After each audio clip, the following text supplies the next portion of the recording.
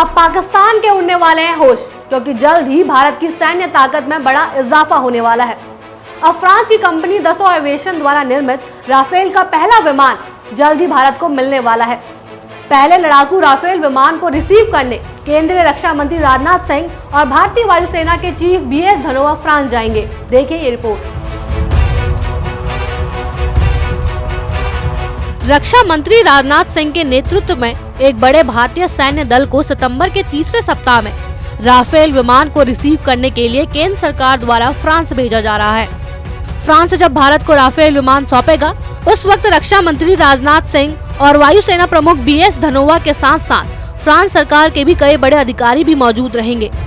बताया जा रहा है कि अगले साल मई तक फ्रांस से सभी राफेल भारत को सौंप दिए जाएंगे। भारत ने फ्रांस से 36 राफेल विमानों का सौदा किया है, जो अगले साल मई से भारत पहुंचना शुरू हो जाएगा।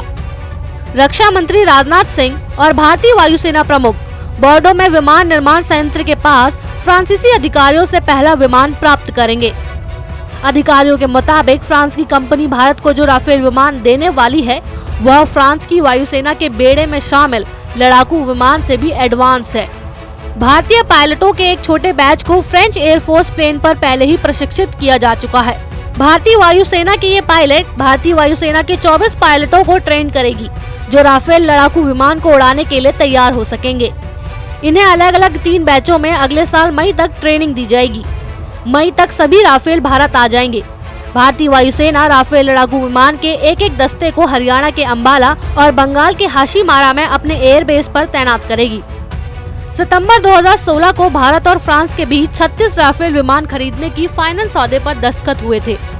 इन विमानों की कीमत 7.87 बिलियन यूरो रखी गई थी।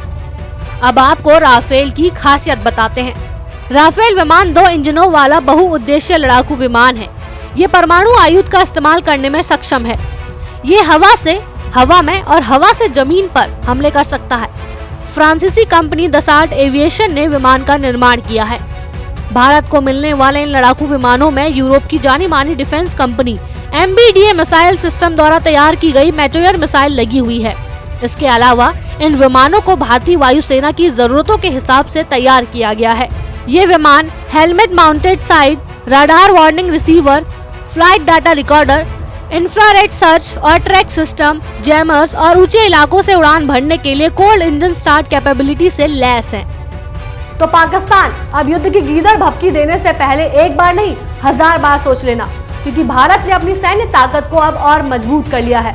इसी तरह की खबरें मैं आपके लिए लाती रहूंगी। तब तक के लिए देखते रहिए ओपिनियन पोस्ट इंटरनेट TV। साथ ही हमारे चैनल को सब्सक्राइब करें और बेल आइकन जरूर दबाएं।